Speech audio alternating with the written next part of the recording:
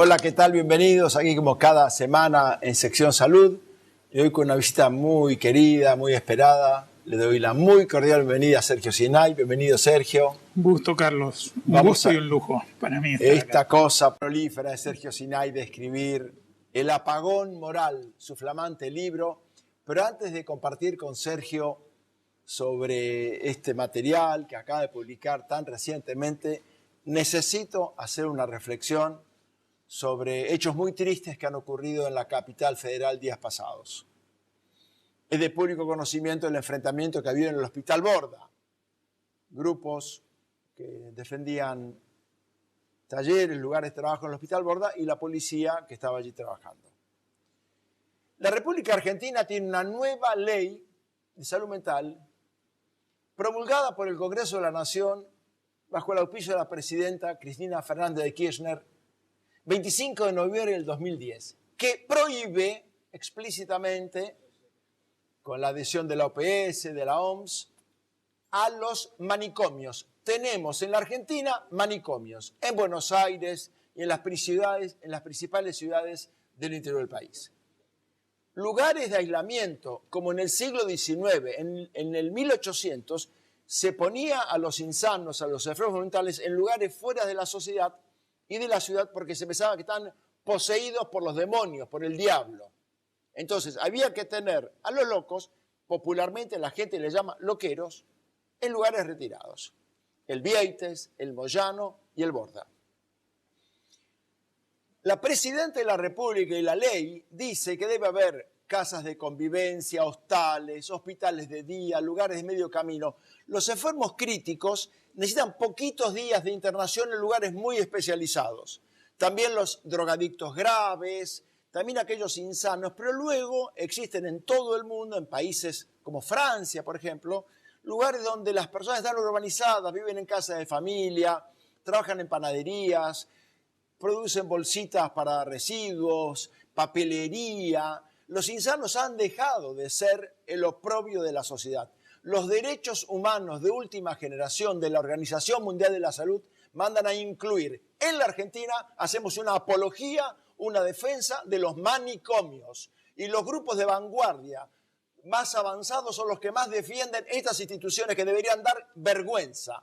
El problema no es que haya un edificio municipal, el problema es que existe el Borda, derechos humanos en el 2013 en la Argentina y tenemos manicomios. Esto es un aplazo, es un oprobio por una ley homologada en democracia por la presidenta Kirchner en el 2010. Detrás de esto hay política, pero los pobres, los marginados, los más indefensos, los enfermitos mentales, además son víctimas de una manipulación política. Señores, pongamos las cosas en su lugar. 30 años de democracia amerita que hagamos una autocrítica y que le demos una solución a los neuropsiquiátricos. Estaba preocupada la presidencia, bendito sea el día, presidenta, póngale luz a este tema y tengamos lugares de última tecnología, dignos, correctos y no apilamiento de enfermos. Escuché un día en este programa a un secretario de salud que decía, he estado en el Borda, el infierno del Dante. Es una vergüenza para Argentina. Hagamos un modelo digno, sanitario, correcto. Parece que son días de apagón moral. Son días de apagón moral. El apagón moral proviene de la desaparición paulatina del ejercicio cotidiano de los valores. Y los valores se asientan en el respeto del otro. Vos hablabas de derechos humanos que incluyan a todos los seres humanos en todas sus condiciones. Así es. De salud y de enfermedad. Pero bueno, cuando una sociedad ha ido apagando las luces de su moral paulatinamente hasta vivir en las penumbras de la moral, trata de esconder en esas penumbras aquellas partes de sí misma que no enfrenta y no resuelve. Los enfermos mentales, los pobres. Los niños de los barrios carenciados. Los niños de la calle. Los niños de la calle. Invisibles. Empiezan a desaparecer de estadísticas, de políticas, de atención. Todo esto empieza a desaparecer junto con los valores en la convivencia cotidiana. Cuando la inundación de La Plata, esto es información de sacerdotes que trabajaban en el Arroyo del Gato y de pastores evangélicos del Arroyo del Gato. había decenas de indocumentados que murieron. Claro, son NN, no están, muchísimos inmigrantes paraguayos. Bueno, a mí me han contado gente de La Plata que lo vio con sus ojos y que merece fe, porque son docentes que en sus escuelas o en los institutos donde trabajan, docentes, religiosos, etcétera, que estaban trabajando con la gente inundada, veían pasar flotando cadáveres de bebés, por ejemplo, que no aparecen en ninguna lista, ¿no? Parece que hay un tope permitido de muertos. Y sí, no se puede pasar de ahí. Porque si no es catástrofe. Claro, si no es catástrofe. Entonces, esas estadísticas son inmorales. Absolutamente. ¿Por qué se llama el apagón moral y no se llama el apagón ético? Porque hay una diferencia entre la ética y la moral, aunque a veces se usen, o a menudo se usan como sinónimo. Muchas de estas personas que aquí estamos criticando hoy, algunos funcionarios u otros, muchas veces hablan de su ética. Y uno dice, ¿cómo pueden hablar de ética determinadas personas? A veces uno ve, qué sé yo, del mundo del deporte, de la farándula, de la política, de manifestarse en términos de ética, y uno dice, no pueden hablar de ética porque no la tienen. Pero ética tienen todas las personas. Porque ¿cuál es la diferencia? La moral lo que nos dice es lo que se debe hacer en función de aquellos valores que son universales e intemporales, que parten del hecho de no dañar. El primer gran valor a ejercer es no dañar. ¿A quién? Al prójimo, al otro, porque es nuestra condición de existencia, al medio ambiente, aquello que es condición de nuestra existencia, sin lo cual no podríamos vivir. Entonces, no dañar. Y no dañar significa no robar, no mentir, no violar, no degradar, no matar. Es decir, esos son los valores, lo que valoramos, la vida, lo que cada uno ha logrado con su esfuerzo, la integridad moral y física del otro. Eso es lo que valoramos y eso es lo que nunca puede ser tocado y dañado. Entonces, lo que se debe hacer es preservarlo y honrarlo. Y lo que no se debe hacer es atacarlo y degradarlo. Eso dice la moral. Lo dice hoy y lo dice siempre, en diferentes culturas, tiempos, épocas. Porque los valores esenciales no cambian. Lo que cambian son las costumbres y las modas. Pero no es que no se puede poner de moda matar en un momento y después decir, no, ahora ya no. Pero ahora está de moda mentir, así que mintamos todos. No. Los valores son intemporales y universales. Y la moral habla de los valores y dice lo que se debe hacer. La ética trata de lo que elijo hacer. Porque, a ver, no se debe matar, pero yo, que soy asesino a sueldo, si no mato, no vivo, digamos, yo vivo de matar. Entonces, en mi ética de asesino a sueldo, yo mato. No se debe mentir, pero hay quien dice, si no miento, no me creen, y si no me creen, no hago negocio con lo que sea que yo esté haciendo. Por lo tanto, en mi ética, mentir está bien. En la ética del ladrón, robar está bien. En la ética del avaro, acumular, aunque otros mueran de hambre porque él acumula de más, está bien. Entonces, todo el mundo tiene ética. Está la ética de los ladrones, está la ética de los jugadores de fútbol que dicen las cosas no salen del vestuario, que en el vestuario se cocinen las peores perversidades del deporte. Entonces, hay una ética, sí, pero ética no es moral. Hay éticas que no son morales y hay éticas que son morales porque lo que se elige hacer coincide con lo que se debe hacer. Entonces, ¿por qué el libro se llama El apagón moral? Porque no habla de las diferentes éticas solamente, habla de cuando se apagan aquellos valores sin los cuales no se sostienen ni siquiera las éticas que procuran hacer lo que se debe. Recuerdo que hace unos meses tuvimos un apagón en Buenos Aires. Estaba la ciudad oscura, velas, luces provisorias. Y me parece, Sergio, que estamos viviendo como un tiempo ambiguo. Mucha gente que quiere andar como de día, honestamente. Sí. El hombre de a pie que sufre con la inflación, que sufre con los costos, que sufre con las inclemencias de todo tipo. Las personas pacíficas, honradas, que sostienen la democracia en la Argentina. Y algo que hemos hablado contigo muchas veces, el mundo de las sombras, el mundo de las tinieblas, el mundo de la oscuridad. ¿Cómo ves que convivan en la Argentina estos dos Las personas que quieren vivir en la luz con una ética que se ilumine con la luz de la moral, muchas veces se sienten fuera de tiempo, temen ser excluidas del funcionamiento social o verse como ingenuas o anacrónicas. Y al creer eso y al paralizarse por este temor, se pierden la oportunidad de saber cuántos otros piensan exactamente como ellos y están dispuestos también a encender las luces que se han apagado. Entonces, ¿cómo se transforma esto? Cuanto más personas que estén dispuestas a vivir con una ética que sea moral, estén dispuestas también a llevarlas a la práctica en la vida cotidiana, en el día a día de sus vidas, como ciudadanos, como padres, como cónyuges, como amigos, en la tarea que realizan. Porque los valores morales es ahí donde encarnan, porque si no son conversaciones en el vacío, abstracciones. Uno, ¿dónde pone, cómo se transmiten valores o cómo se ponen de manifiesto? Viviéndolos, no hay otra forma. ¿Sabes que en los años 60, Martin Luther King, el luchador por los derechos civiles de los negros en Estados Unidos, iba a dar una conferencia en un estadio en Atlanta, en la ciudad de Atlanta, en Estados Unidos, para 60.000 personas. El estadio estaba completo, era de noche. Luther King, cuando llegó al estadio, entró y antes de subir al escenario, pidió a los técnicos que apagaran las luces del estadio. Cuando se apagaron las luces, toda la gente dijo, y ahora no va a ser posible este acto al que hemos venido desde lugares lejanos y con mucho esfuerzo.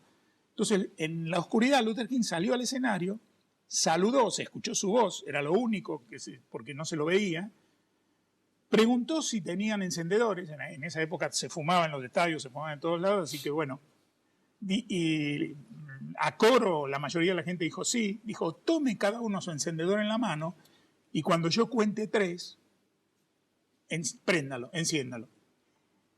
Cuando Luther King contó 3, todo el mundo encendió sus encendedores, hubo luz. Hubo luz. Donde había tinieblas. Donde había tinieblas, oscuridad y no se veía, hubo luz. Todos tenemos un encendedor moral. Y quizás lo tenemos apagado y en el bolsillo. Y quizás no lo sacamos y lo encendemos por temor a ser los únicos, los tontos, los idiotas, los anticuados. Tenemos un poquito... Dicen que la multiplicación de la maldad produce enfriamiento. Porque apaga el sol de la moral. Entonces, sí. cuando... y las personas terminan como, rindiéndose, digamos. Sí. Ahora, lo que yo creo, Carlos, ante esto que vos decís, porque esto me lleva a pensar una cosa, que es que finalmente la moral se elige. Nosotros somos seres morales, agentes morales, nos convertimos en agentes morales. ¿Cuándo nos convertimos en agentes morales? Cuando somos conscientes de nuestras acciones y de las consecuencias de esas acciones. Y cuando nos damos cuenta que una acción quizás muy deseada por nosotros, porque sería muy beneficiada para nosotros, puede ser dañina para otro. Y entonces no lo hacemos. Y en ese momento, aun cuando desearíamos hacerlo y tendríamos argumentos para hacerlo, pero decimos no porque daña, aunque más no sea, daña a uno. Entonces, eso nos convierte en agentes morales. El agente moral es un ser humano, no puede ser otro más que un ser humano, porque somos los únicos seres con razón. La razón es libertad. La razón y libre albedrío van juntos. Es decir, si no razonáramos, seríamos hijos del determinismo, del instinto, estaríamos programados. Ser bueno porque no se puede ser malo no es valioso. Lo valioso es elegir el camino de la bondad cuando el camino de la maldad también puede ser elegido. Claro. Entonces, eso nos convierte en agentes morales. Decidir cómo actuar, elegir y hacerse cargo de esa acción. Ahora, en este libro vos hablás del consumo. Sí. Del consumo, del cuánto tienes, cuánto vales. Sí. Y me acordaba de una frase del rabino Bergman cuando la crisis del 2008-2009 en Estados Unidos dice: la bolsa de valores se hizo bolsa por la falta de valores. Cuando uno ve estos desvíos de dinero tan grandes, yo pienso cuántos hospitales, cuántos colegios, cuántas rutas, cuántos trenes, cuántas cosas, ¿no? Ahora, del cuánto tienes, cuánto vales, a sostener un mundo de valores, padres de familia, defender la verdad. Mirá, yo hablo del consumo y hablo del consumismo, Sí, del consumismo. porque son dos cosas diferentes. El consumo es necesario, necesitamos consumir para vivir, consumir para abrigarnos. Así es. Todos tenemos, cada uno de nosotros tiene algo que el otro no, y el otro tiene algo que yo no tengo. Entonces hacemos intercambios y así nace el comercio, el negocio, funciona una economía. El tema es el consumismo, cuando el consumo se convierte en un fin en sí mismo y no en un medio para vivir. Consumimos las cuestiones esenciales para estar vivos, pero vivos para algo. Porque si no estamos vivos para algo, vamos a estar vivos solo para consumir. Y hay gente que está solo viva para consumir. Entonces, su próxima meta en la vida no es hacer el próximo bien o actuar digamos, en conjunción con la moral. Su próxima meta en la vida es mejorar en lo material permanentemente, lo cual desencadena la cadena del consumismo. Y así no se sostiene una economía, por más que haya apologistas del consumo desde la economía. Hay un economista inglés que se llama Raj Patel, que es un hombre muy joven y muy lúcido, que dice, la economía puede funcionar a partir de la atención de necesidades o de la generación de ganancias. Si todo un sistema económico se orienta a la generación de ganancias, ese es el fin y todo lo demás son medios, incluida la persona. Pero si una economía va a atender necesidades, la persona es el fin, porque las necesidades son de la persona. Y todos los demás son medios. La persona es el fin. Como es un economista que tiene argumentos para sostener esto, no se lo puede correr con el hecho de que decir, pero así, una economía así es ingenua, con ese altruismo la economía se hunde.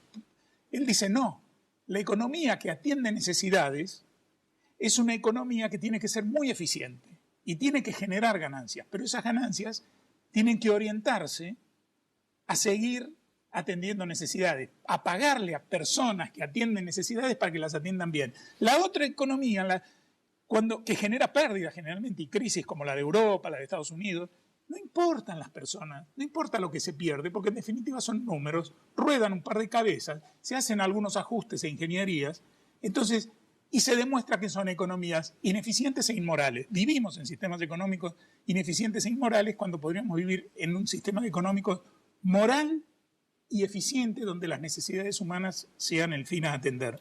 Quiero invitar a esta mesa a Vicente Verdú, que dice que había un capitalismo agrícola, luego un capitalismo de las chimeneas negras, de las fábricas que hemos conocido nosotros, y este capitalismo que es el de ficción, el de las marcas, el de los signos, el de las apariencias. Produce símbolos, pero no produce nada. Vicente Verdú en La Hoguera del Capital dice que en un mundo finito, en el mundo hay una cantidad de stock de pinos, de agua, de peces, de árboles, de aves, de animales.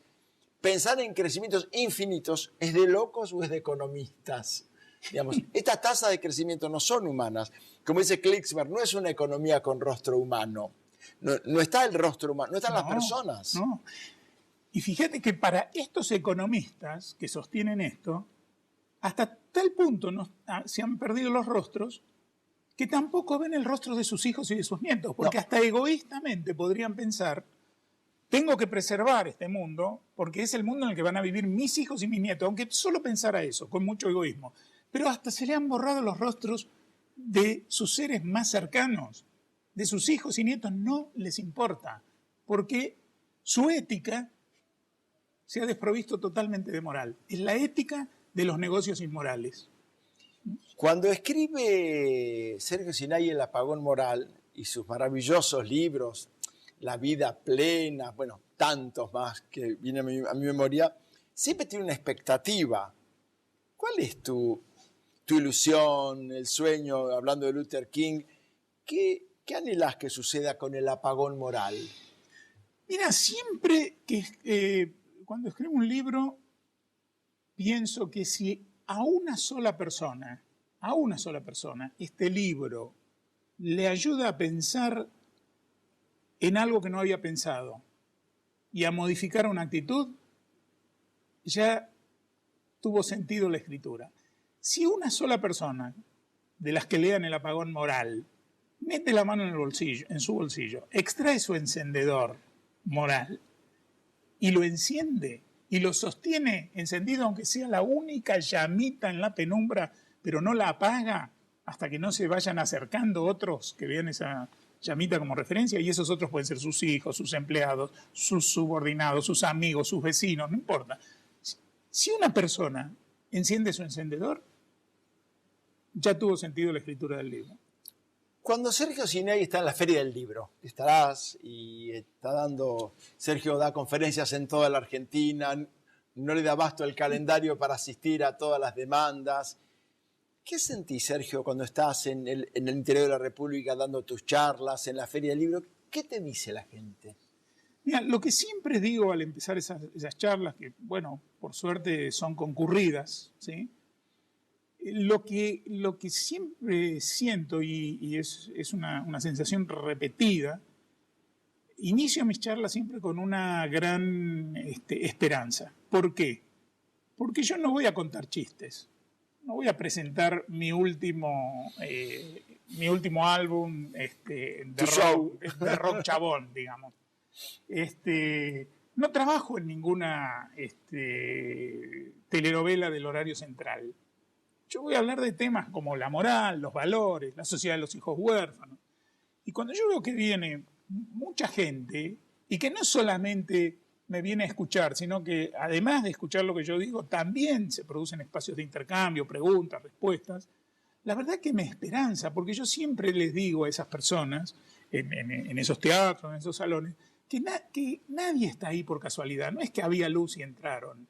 Ninguno de los que nos juntamos en un espacio como esos espacios en el interior del país, en todos estos lugares, hablar de estos temas, estamos ahí de casualidad, estamos ahí porque hay algo que nos está alentando, hay una necesidad no atendida. Decía Víctor Frankl, ese gran pensador, médico y maestro, decía Víctor Frankl que la existencia de la sed tiene una función esencial, que es demostrar la existencia del agua. Claro. Si nosotros tenemos sed porque existe el agua, entonces nos juntamos en estos espacios porque existe la moral y estamos sedientos de ella. La moral, el prójimo, la necesidad de convivir con una ética que tenga al otro en el centro.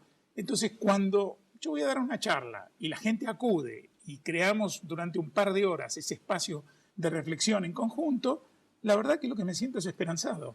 A pesar del apagón, me siento esperanzado. Pensaba en Felipe González, un día en horas muy difíciles de su gobierno, dice, bueno, hay una realidad pública y hay una realidad publicada. Uh-huh. Los que estamos en los medios dando conferencias con la gente, nos damos cuenta que el hombre de a pie, los jubilados de Argentina, los niños en los colegios, los docentes rurales, los médicos en las guardias, tantísimos, los periodistas en los diarios, representan no a la realidad publicada. Hay como dos mundos. Hay un mundo que quiere la luz. Pensaba en una vieja frase del Antiguo Testamento, dice, los padres comieron las uvas verdes y los hijos padecieron la dentera. Las consecuencias de lo amoral, de lo inmoral, de lo incorrecto, produce inevitablemente pobreza, exclusión, hambre, manicomios. Esto es porque estamos amando más las tinieblas que la luz, digamos. Sí, sí. ¿No? Creando sombra. Creando sombra. Sí, ahora, lo vivo tiende a vivir, siempre. Y en el caso de nosotros, los humanos, y vuelvo al tema de que tenemos la conciencia, y por lo tanto nos pensamos a nosotros mismos y pensamos en el mundo en el que vivimos, y en ese pensamiento surge la evidencia innegable de que toda vida tiene un sentido y de que tenemos que buscarla para que no sea solamente vegetar. Claro. ¿No?